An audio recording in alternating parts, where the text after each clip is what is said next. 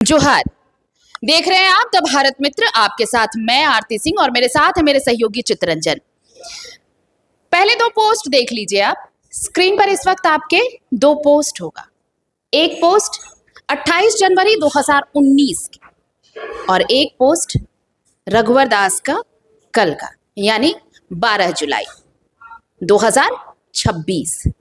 ये दो पोस्ट इतने कॉन्ट्राडिक्टरी हैं, आप ये समझिए। एक उस वक्त के सीएम रघुवर दास जिन्होंने कल पोस्ट किया है अपने सोशल हैंडल पर, और एक पोस्ट जब जनवरी 2019 में पोस्ट किया गया, उस वक्त रघुवर दास मुख्यमंत्री थे और मुख्यमंत्री हेमंत सोरेन उस वक्त वो विपक्ष में थे। यानी कि दोनों ने एक दूसरे के खिलाफ वाजिब वक्त पर सोशल हैंडल पर पोस्ट डाला है, क्योंकि मुद्दा एक ही है। मुद्दा क्या है? जेपीएससी। 2019 में जेपीएससी में गड़बड़ झाला हुआ तो उस वक्त सत्ता में रघुवर दास बैठे थे, तो उनके खिलाफ विपक्ष में बैठे हेमंत सोरेन ने ट्वीट किया और ट्वीट कर लिखा कि निर्लज सरकार है और भविष्य के साथ खिलवाड़ हो रहा है और ये बर्दाश्त नहीं किया जाएगा। ठीक है, चलिए वहां पर निकल गया, 2019 निकल गया। 2019 के आखिर में सत्ता में लौटे हेमंत सोरेन। अब जेपीएससी 14वीं जेपीएससी, ये भी बड़ा हास्यास्पद है कि 26 साल में 14वीं जेपीएससी की परीक्षा ली गई और उसके रिजल्ट्स आए तो क्या आए, ये आप सबको पता है। बार बार कितना बताएं आपको भी पता चल ही गया होगा कि क्या छीछा लेदर हुआ है। लेकिन अब यहां पर ठीक उसका उलट हुआ। उस वक्त हेमंत सोरेन ने रघुवर दास को कोट करते हुए पोस्ट किया था और इस बार रघुवर दास ने हेमंत सोरेन को कोट करते हुए पोस्ट किया है। इसलिए ये दोनों तस्वीर मैंने दिखाना पहले जरूरी समझा। अब मुद्दे पर लौटते हैं कि क्या जेपीएससी सिर्फ छात्रों का मसला अब रह गया है? हर बार जब परीक्षा ली जाती है तो हर बार ऐसी ही गड़बड़ियां होती है और बस छात्र मुंह देखते रहते हैं कि हो क्या रहा है, चल क्या रहा है झारखंड में। लेकिन अब ऐसा लगता है मानो जेपीएससी सिर्फ और सिर्फ एक सियासी मुद्दा ही बनकर रह गया है और हर पार्टियां अपने अपने हिसाब से इसका माइलेज लेने में जुटी हुई हैं। हालांकि महागठबंधन की तरफ से, यानी जो सत्ता में है, फिलहाल उनकी तरफ से चुप्पी ही नजर आ रही है। कोई सवाल नहीं है, ना ही रिजल्ट को लेकर, ना ही अधिकारियों से और ना ही परीक्षा लेने वाली एजेंसियों से। बाकायदा डिफेंड करने की ही कोशिशें चल रही हैं। लेकिन आजसू ऐसे में निकलकर सामने आया। आजसू ने बाकायदा आज प्रेस कॉन्फ्रेंस कर ये ऐलान कर दिया कि उन अभ्यर्थियों के साथ ये पार्टी खड़ी है जो इस अनियमितता का विरोध कर रहे हैं, जो इस गड़बड़ी के शिकार हुए हैं, और इसलिए कल एक बड़ा कार्यक्रम रखा गया है। उन्होंने बाकी छात्र संगठनों और पार्टियों से भी अपील की है कि वो चाहें तो अभ्यर्थियों के समर्थन में आ सकते हैं, क्योंकि 14 जुलाई को रांची के मोरहाबादी मैदान से बापू वाटिका से एक पैदल मार्च होगा और ये पैदल मार्च छात्रों का, जिसमें हजारों की संख्या में छात्र रहेंगे, वो जेपीएससी कार्यालय का घेराव करेंगे। ये कल का कार्यक्रम है। ठीक है, ये सब कार्यक्रम चल रहा है चित्रंजन, सब कुछ हो रहा है।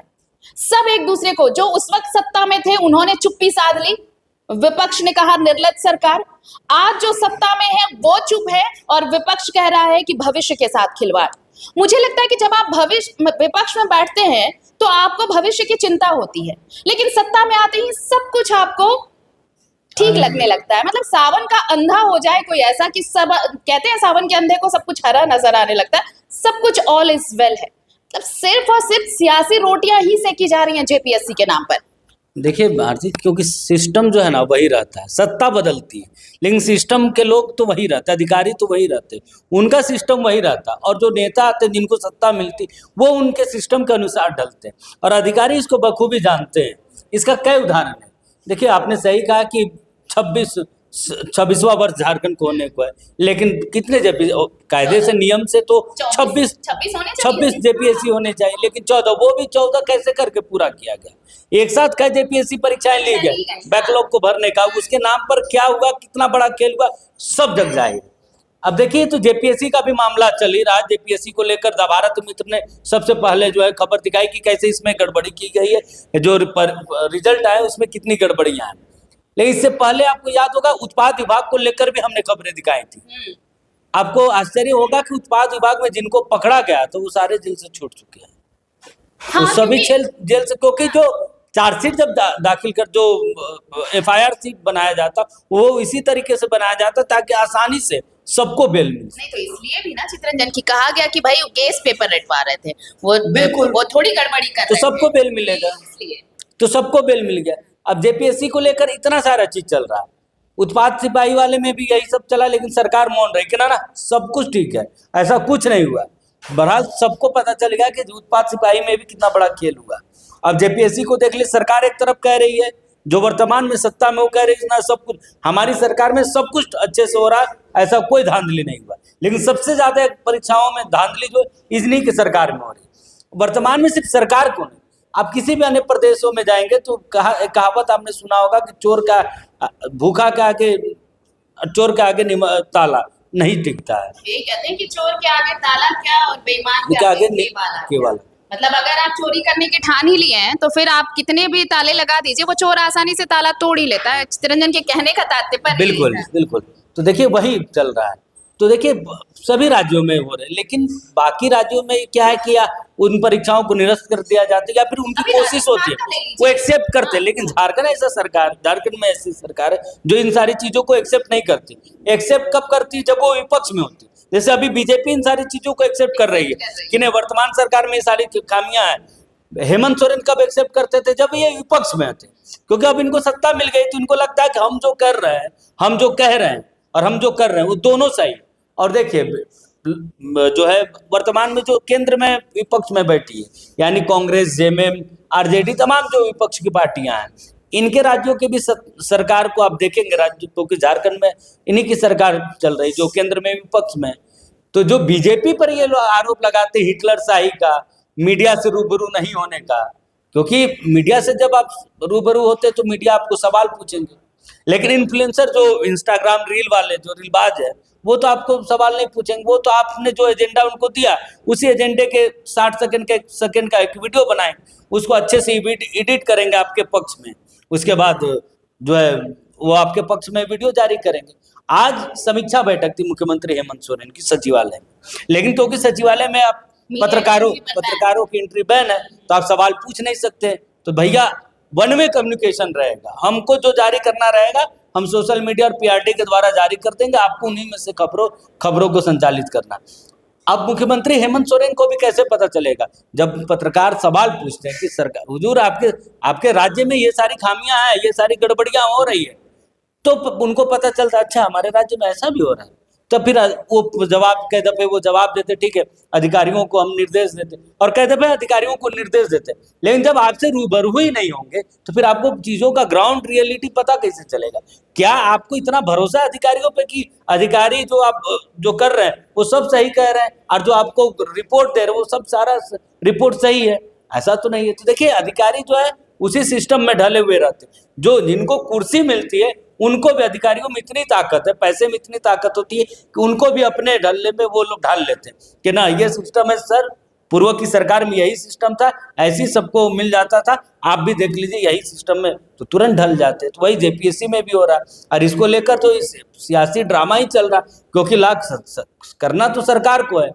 जेपीएससी पे इतने आरोप लग रहे, लेकिन एक भी अधिकारी पर, एक भी जेपीएससी के अधिकारी पर सवाल किया गया क्या? अरे वो छोड़ दीजिए, सोचिए कि महापुरुषों के नाम गलत बता दे रहे, वो जो परीक्षा ले रहे उनके उत्तर पुस्तिका जब वो जारी करते, आंसर शीट जब जारी कर रहे तो वो गलत जारी कर रहे हैं। इसमें क्या सरकार ने कुछ किया? किसी भी अधिकारी से सवाल जवाब हुआ? इस पूरे मामले पर सरकार चुप्पी साधे रहे, लेकिन राज्यपाल ने हस्तक्षेप किया, रिपोर्ट मांगा, लेकिन वो रिपोर्ट का भी क्या हुआ? राज्यपाल ने रिपोर्ट मांगा, राज्यपाल को रिपोर्ट मिली नहीं मिली किसी को जानकारी है नहीं है, क्योंकि देखिए अधिकारी जो है ना वो अपने डलने से इस सिस्टम को चलाना जानते हैं। चलिए, तो अधिकारी अपने हिसाब से चला रहे हैं। और भाई देखिए आप मतलब पत्रकारों की तो एंट्री ही हर जगह, पहले रिम्स में एंट्री बंद कर दी गई, आप सचिवालय में भी, मतलब हर जगह जहां आपके काम हो रहे हैं, जहां भी सरकार से सवाल पूछा जाना है वहां पर मीडिया को नो एंट्री कर दीजिए। मतलब ऐसा नहीं है कि आप खाली बोलिएगा कि मोदी मोदी मोदी ही कहते हैं कि भाई नहीं मोदी प्रेस कॉन्फ्रेंस नहीं करेंगे, किसी सवाल का जवाब नहीं देंगे। यहाँ भी तो हुजूर वही हाल है, पत्रकारों को बैन कर दीजिएगा तो क्या सच्चाई छुप जाएगी? मुझे ये समझ नहीं आता कि राजस्थान में भी ऐसा ही मामला सामने आया। आप सोचिए लैब टेक्नीशियन का एक मामला था, वहां भर्ती हुई और गड़बड़ी पाई गई तो बाकायदा अभ्यर्थी की गिरफ्तारी हुई और पूछताछ हुई। यहाँ पर ना तो अभ्यर्थी से पूछताछ हुई, ना ही उस एजेंसी को अब तक क्वेश्चनर किया गया है कि भाई ऐसी गड़बड़ी कैसी हो गई। और सबसे बड़ा सवाल कि क्या हमारी सरकार, झारखंड सरकार इतनी अक्षम है कि अपने बलबूते कोई सिविल सेवा की परीक्षा कंडक्ट नहीं करा सकती? कमी क्या है? क्यों एजेंसियों को देना, और ऐसी ब्लैकलिस्टेड कम एजेंसियां जिनका बैकग्राउंड ही खराब रहा है, तो उनसे आप कैसे उम्मीद करते हैं कि वो फ्री एंड फेयर एग्जाम्स यहाँ पर कंडक्ट करा देंगे? तो ये ब्लैकलिस्टेड का आपने जिक्र किया, तो झारखंड ऐसा राज्य है जिसमें ब्लैकलिस्टेड कंपनी को भुगतान भी कर देती है, और भुगतान करने के लिए बाकायदे ब्लैकलिस्टेड सूची से उन्हें बाहर किया जाता है, उसके बाद उसका भुगतान कराया जाता है, फिर से उसको ब्लैकलिस्टेड सूची में डाल दिया जाता है। ये झारखंड में ये खेल संभव है, सब कुछ संभव है। बस इतना ही संभव है कि भाई मैंने इसलिए शुरू में कहा कि सावन के अंधे को सब कुछ हरा नजर आता है। भाई जब सत्ता में आप होते हैं तो सारा सिस्टम आपको लगता है कि बेहतर काम कर रहा है, और जैसे ही आप विपक्ष में आते हैं तो आपको लगता है कि ये तो सिस्टम का ही खेल है, सारे अधिकारी मिले हुए हैं, अधिकारियों का ये। अरे भाई जब आप सत्ता में थे तो आपने क्या कर लिया, और जो इस वक्त सत्ता में है उन्होंने तो सवाल पूछने पर ही बैन लगा रखा है। बाकी झारखंड के छात्रों का भविष्य क्या होगा ये छात्र भी अच्छे से जानते हैं। वैसे अगर आपके जहन में कुछ है कि झारखंड के छात्रों का भविष्य कैसे संवर सकता है तो कमेंट सेक्शन में हमें जरूर भेजिए, ताकि यहाँ से कुछ लोगों को मदद मिल पाए, वो भी समझ सके इस पूरे बड़े गड़बड़ झाले को। दीजिए इजाजत, नमस्कार, जोहार।